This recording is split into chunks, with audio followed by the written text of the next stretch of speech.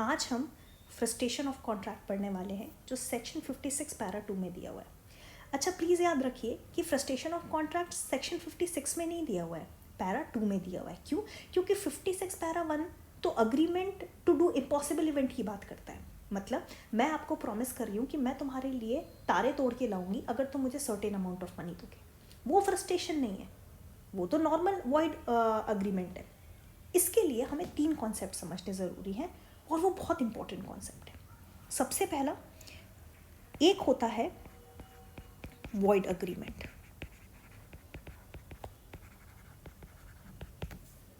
एक होता है वॉइडेबल कॉन्ट्रैक्ट और एक होता है कॉन्ट्रैक्ट दैट बिकम्स वॉइड। और फ्रस्ट्रेशन ऑफ कॉन्ट्रैक्ट इस वाली थर्ड कैटेगरी में फॉल होने वाली चीज़ है। वॉइड अग्रीमेंट मतलब एक अग्रीमेंट था जो सेक्शन 10 की कंडीशन को ही फुलफिल नहीं कर पाया और इसलिए कभी कॉन्ट्रैक्ट बना ही। वॉइडेबल कॉन्ट्रैक्ट मतलब कॉन्ट्रैक्ट तो था बट कुछ ऐसी चीज़ हो गई जिसके कारण मे बी कंसेंट फ्री नहीं लिया गया या अदरवाइज एक पार्टी को ऑप्शन दिया गया है कि भाई तुम इसको अवॉइड कर सकते हो। Void able, something that is able to be avoid.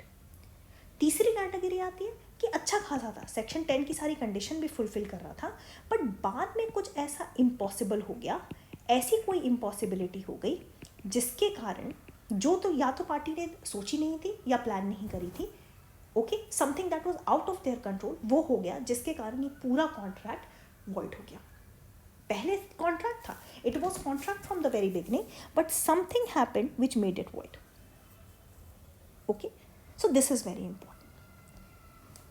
अब जैसे मैंने बोला from the very beginning it is a valid contract, okay, पर बाद में कुछ ऐसा हुआ, आपने और मैंने अग्रीमेंट किया कि मैं आपके लिए एक आपकी फ़ोटो बनाऊंगी बट मेरा कुछ ऐसा एक्सीडेंट हो गया जिसके कारण मेरा हाथ काम नहीं करता। अब शुरुआत में तो ये कॉन्ट्रैक्ट था, बिल्कुल वैलिड कॉन्ट्रैक्ट था, पर बाद में ऐसा कुछ हुआ, सुपरवीनिंग, क्या मैंने सोचा था मेरा एक्सीडेंट होगा? नहीं। और क्या ऐसा हुआ जिसके कारण मैं ये जो परफॉर्मेंस है वो इम्पॉसिबल हो गया? हाँ जी, मैं बिना हाथ के तो आपकी पेंटिंग बना नहीं सकती। तो ऐसे केस में क्योंकि यहाँ पर दोनों पार्टी की गलती नहीं होती, किसी भी पार्टी की गलती नहीं होती, इसलिए बोला जाता है कि कॉन्ट्रैक्ट फ्रस्ट्रेट हो गया। इसलिए इसका नाम भी फ्रस्ट्रेशन ऑफ कॉन्ट्रैक्ट पड़ा। क्यों? हम फ्रस्ट्रेट होते हैं तो क्या होता है? कुछ नहीं हो पाता, right? So frustration of contract, frustrate मतलब उस चीज़ को ख़त्म कर देना इन अ वे। तो क्यों हम इसे फ्रस्ट्रेशन ऑफ कॉन्ट्रैक्ट बोलते हैं? क्योंकि ऐसी कोई इम्पॉसिबिलिटी हुई है जिसके कारण उसका परफॉर्मेंस पॉसिबल नहीं है, उस वजह से दो पार्टीज़ के बीच का जो इंटेंशन था उस कॉन्ट्रैक्ट को लेकर वो फ्रस्ट्रेट हो गया, ख़त्म हो गया, है ना? There is always an intention to contract और फ्रस्ट्रेशन के कारण वही चीज़ ख़त्म हो जाती है। ओके, तो समथिंग हैपन्स लेटर, समथिंग क्या? Something supervening. अब मैं जब बोल रही हूँ सुपरवीनिंग, सुपरवीनिंग मतलब क्या? ऐसी कोई चीज़ जो पार्टीज़ के हाथ में नहीं है ना? हो सकता है बाढ़ आ गई, कोविड-19 या अदरवाइज तबीयत खराब हो गई, एक्सीडेंट हो गया, कोई ऐसी चीज़ हो गई जिसके कारण भाई परफॉर्मेंस पॉसिबल ही नहीं है। अब इम्पॉसिबिलिटी भी 3 टाइप की होती हैं, वो अभी हम पढ़ेंगे क्या है, but this is important for you to understand that the impossibility is supervening and subsequent. Okay, अब क्योंकि किसी की गलती नहीं है वो अपनी कॉन्ट्रैक्चुअल ऑब्लिगेशन से मुक्त हो गए, मतलब उन पे कोई भी डैमेजेस का केस नहीं ठोक सकता क्योंकि उनकी तो गलती थी नहीं, ठीक है? और यही चीज़ आपको सेक्शन 2J में मिलेगी, 2 क्लॉज J में। अब आप लोग जब इससे पहले पढ़ोगे 2J आपको लगेगा बाप रे इसमें क्या बोला गया है, इतनी ओवरलैपिंग चीज़ें हैं, ceases to be enforceable by law, ceases to be enforceable by law, क्या मतलब है इसका? तो इसमें लिखा हुआ है, अगर हम इसको नॉर्मल भाषा में समझें, इन्होंने बोला है कि कॉन्ट्रैक्ट इम्पॉसिबल हो जाएगा जब कॉन्ट्रैक्ट इम्पॉसिबल हो जाएगा। अब सुनने में बड़ा अजीब लगेगा कि ये क्या कॉन्सेप्ट है, बट एक कॉन्सेप्ट, एक वर्ड जो इम्पॉसिबल है वो उसका कंडीशन बता रहा है और दूसरा उसका टाइम बता रहा है। मतलब इसमें लिखा हुआ है, मैं 2 क्लॉज J पढ़ रही हूँ, a contract which ceases to be enforceable by law becomes void when it ceases to be enforceable by law. तो पहला ceases to be enforceable by law condition बता रहा है और दूसरा ceases to be enforceable time बता रहा है। तो जैसे ही मेरा हाथ टूटा, ठीक है, द परफॉर्मेंस बिकम्स इम्पॉसिबल, और जैसे ही मेरा हाथ टूटा वो इम्पॉसिबिलिटी पिक्चर में आ गई। तो यही बात बोली गई, ठीक है। अब frustration of contract, mode of discharge of contract, है ना। सबसे प्यारा मोड क्या है, सबसे अच्छा मोड है परफॉर्मेंस, क्योंकि दो पार्टी आए हैं तो उनको अपना जो वादा किया है वो निभाना पड़ेगा। सबसे डिसअपॉइंटेड या सबसे वर्स्ट काइंड ऑफ डिस्चार्ज क्या है, ब्रीच। धोखा तो देना नहीं चाहिए, अब जब प्रॉमिस किया है, वादा किया है, तो धोखा नहीं देना चाहिए। Breach is the worst kind of discharge of contract, and frustration is the most unfortunate type of discharge of contract. क्यों? क्योंकि यहाँ पार्टीज का इंटेंशन रहता है, अच्छा खासा चल रही होती है, बट बाद में कुछ ऐसा हो जाता है जिसके कारण वो अपने ऑब्लिगेशन परफॉर्म नहीं कर पाते, ठीक है। अब इम्पॉसिबिलिटी की बात करें कि इम्पॉसिबिलिटी है क्या चीज़ और किस टाइप की होनी चाहिए। देखिए, अगर आप 56 पैरा 2 पढ़ेंगे ना, तो वहाँ पे ही आपको समझ में आ जाएगा, दो इम्पॉसिबिलिटी तो आपको क्लियरली दिख जाएंगी, एक फिजिकल और एक लीगल। तीसरी प्रैक्टिकल इम्पॉसिबिलिटी होती है, वो भी हम केस लॉ से पढ़ लेंगे, ठीक है। अब देखो, सिंपल सा है, अगर हम बहुत बेसिक चीज़ पढ़े तो इम्पॉसिबिलिटी ऐसी कोई चीज़ नहीं हो सकती जो मैंने खुद ही क्रिएट करी हो, है ना। मान लीजिए आपके और मेरे बीच में अग्रीमेंट हुआ, मैंने बोला कि मैं आपको पेन अपना बेचूंगी और आप ना, मैं 5 दिन के अंदर अंदर मुझे रिप्लाई कर देना, मैं आपको अपना ये जो मेरा एक इम्पोर्टेड पेन है वो मैं आपको 5,000 में बेचना चाहूँगी। आप रिप्लाई करते, उससे पहले ही मैंने किसी और को बेच दिया, अब आपने भी मेरा ऑफर एक्सेप्ट कर लिया। अब मैं ये नहीं बोल सकती कि अरे अब तो वो सब्जेक्ट मैटर ही डिस्ट्रॉय हो गया, वो तो मेरे पास है ही नहीं, इसलिए अब जो वो है फ्रस्ट्रेट हो गया कॉन्ट्रैक्ट। नहीं, मुझे आपको कॉम्पनसेट करना पड़ेगा, ठीक है। आपने जो भी लॉस भुगता है मेरे कारण, मुझे आपको कॉम्पनसेट करना पड़ेगा। मैं ये नहीं बोल सकती कि अरे ये तो इम्पॉसिबल है। Why? Because this kind of impossibility is self created, okay. तो सबसे पहली बात है कि सुपर वीनिंग होनी चाहिए, ऐसा कुछ नहीं होना चाहिए जो पार्टीज के कंट्रोल में। तो सबसे पहली होती है फिजिकल इम्पॉसिबिलिटी। फिजिकल इम्पॉसिबिलिटी का क्या मतलब है? एनीथिंग बिकॉज ऑफ विच जो परफॉर्मेंस है वो फिजिकली इम्पॉसिबल हो गई, मतलब डेथ हो गई पार्टीज की, सब्जेक्ट मैटर डिस्ट्रॉय हो गया, ठीक है, so on and so fourth. 56 para 1 ये रेलेवेंट नहीं है, क्योंकि हमने डिस्कस किया कि this is for those agreements which are impossible, है ना। मैं तुम्हारे लिए चांद तारे तोड़ लाऊंगा अगर तुम ये करो, कंसिडरेशन दोगे, this is not relevant. Why? क्योंकि ये हमारे वॉइड अग्रीमेंट की बात करता है जो हमने इनिशियली डिस्कस किया, पर हमारा frustration of contract becomes void की बात करता है, ओके। अच्छा, कुछ इंपॉर्टेंट केसेस हैं जिससे ये फ्रस्ट्रेशन ऑफ कॉन्ट्रैक्ट की डॉक्ट्रिन इवॉल्व हुई है, वो एक बार ही देख लेते हैं, ज़्यादा हमें डिटेल में देखने की ज़रूरत नहीं है। एक पैराडाइन वर्सेस जेम्स का केस था जिसमें पहली बार ये डॉक्ट्रिन आई थी और उन्होंने बड़ा स्ट्रिक्टली इंटरप्रेट किया। जैसे हमारे कॉन्स्टिट्यूशन में initially procedure established by law को बहुत स्ट्रिक्टली इंटरप्रेट नहीं कर रहे थे कि अरे नहीं, प्रोसीजर एस्टैब्लिश्ड बाय लॉ मतलब लॉ ने जो बोला है, अब भले ही वो सही बोला हो या गलत बोला, है ना, भले ही वो आर्बिट्री हो जैसा हो, पर लॉ ने बोला है तो लॉ ने बोला है। फिर मेनका गांधी वाला केस आया जिसमें बोला नहीं भाई, आर्बिट्री नहीं होना चाहिए, ड्यू प्रोसेस इम्प्लाइड है प्रोसीजर एस्टैब्लिश वालों, ठीक है।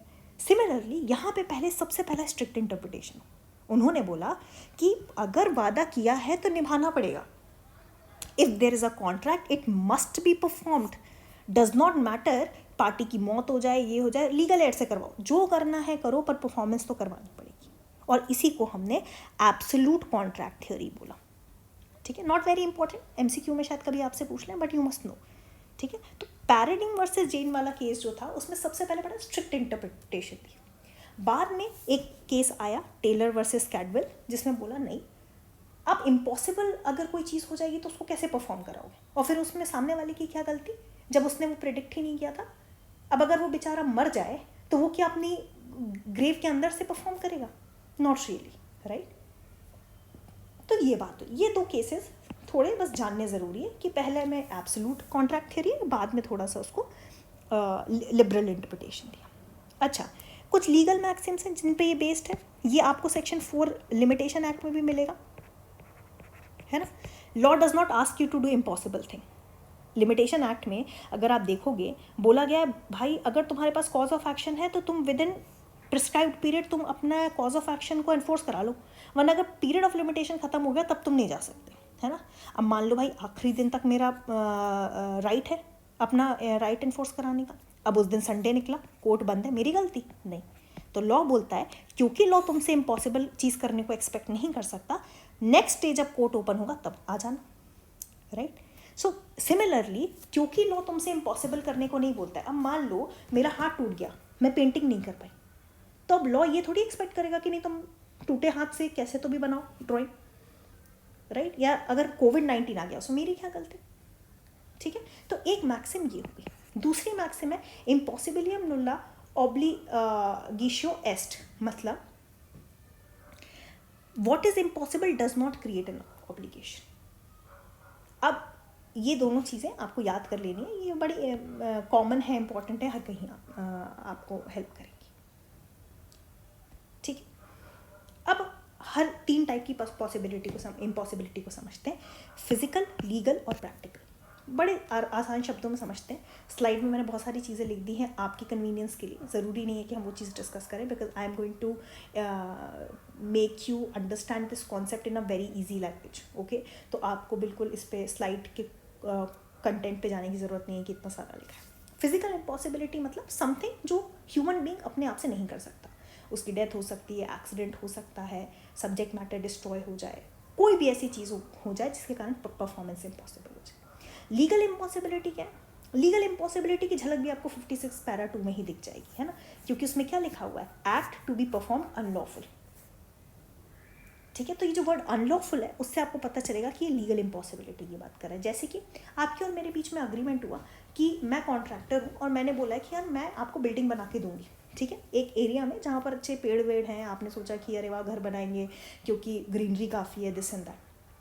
अब कल की डेट में एक नोटिफिकेशन निकला, ठीक है, स्टेट गवर्नमेंट ने निकाला कि वो लैंड तो स्टेट गवर्नमेंट ले रही है क्योंकि वहाँ पे they are planning to have a national park sort of a thing. अब आप कुछ कर सकते हो क्या? मना कर दिया, वहाँ पे कोई कंस्ट्रक्शन एक्टिविटी होगी नहीं. अब मेरा भी इंटेंशन था आपके लिए घर बनाने का, आपका भी इंटेंशन था, आपने तो सपने भी देख लिए थे कि बालकनी से अगर मैं निकलूँ अपनी बालकनी में बैठूंगी तो हो सकता है कि मुझे डियर दिख जाए या कोई ऐसे वाइल्ड एनिमल दिख जाए. बट यहाँ पर ऐसा लॉ बदल गया, गवर्नमेंट ने बोला आप यहाँ नहीं बना सकते. So now this is a legal impossibility, है ना. मैं स्पेसिफिक परफॉर्मेंस का सूट फाइल नहीं कर सकती कोर्ट में कि इनसे बोलो कि स्पेसिफिकली परफॉर्म करे मेरा कॉन्ट्रैक्ट, या फिर मुझे डैमेजेस दिलवाए. क्यों? क्योंकि मैंने अच्छी खासी अपनी डील खो दी तुम्हारे कारण. वो बोलेगा मेरी क्या गलती, मैं तो छोटा सा कॉन्ट्रैक्टर हूँ. There was a legal impossibility. Practical impossibility क्या है, and this is a very important concept. Why? Because this has evolve over a period of time. 56 para 2 में आपको कहीं नहीं दिखेगा प्रैक्टिकल इम्पॉसिबिलिटी, केस लॉ से आई है. और भारत में भी एक केस लॉ आया जिसने बोला कि हमारे यहाँ 56 पैरा 2 ही सफिशिएंट है, आपको इधर उधर मंडराने की ज़रूरत नहीं है, okay. 56 para 2 is sufficient for frustration. आपको बाहर के फॉरेन जूरिस्प्रूडेंस देखने की ज़रूरत ही नहीं. अब क्या है प्रैक्टिकल इम्पॉसिबिलिटी? एक कहानी से समझते हैं. क्रेल वर्सेस हेनरी की कहानी है ये.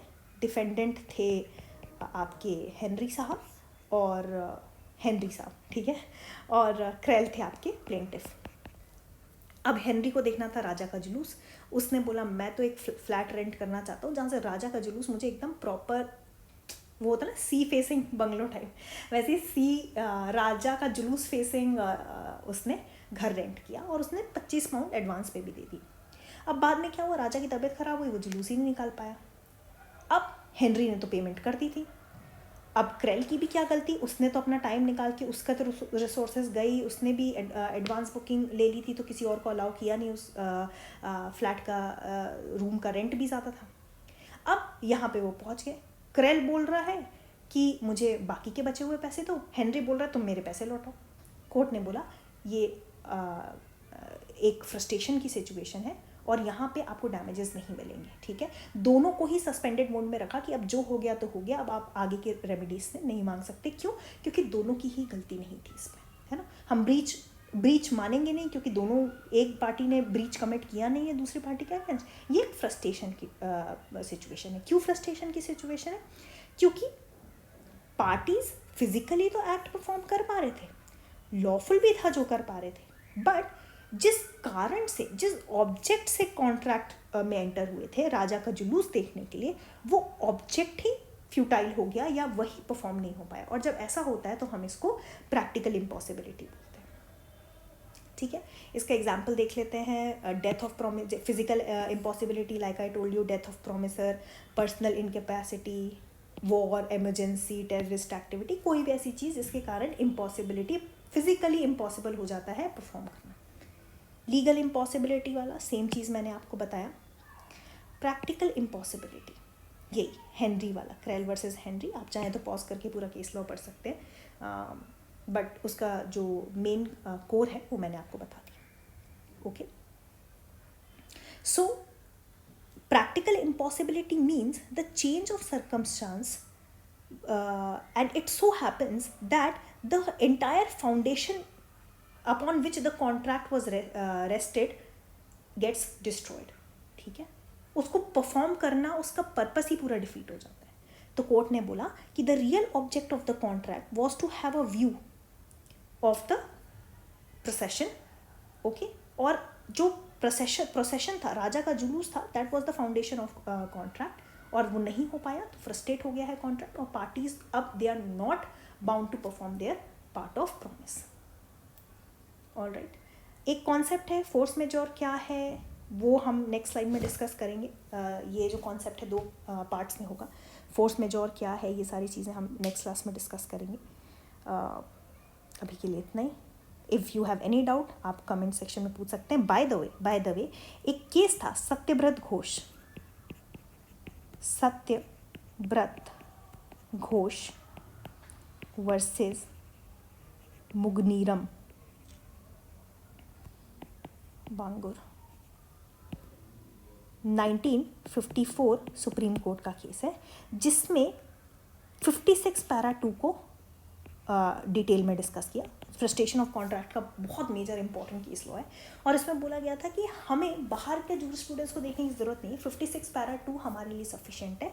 और 56 पैरा 2 में ही प्रैक्टिकल इम्पॉसिबिलिटी, जो हेनरी वर्सेस क्रेल वाला केस था, वो प्रैक्टिकल इम्पॉसिबिलिटी भी 56 पैरा 2 में ही इंक्लूडेड है, और हमें कहीं और जाने की ज़रूरत नहीं है।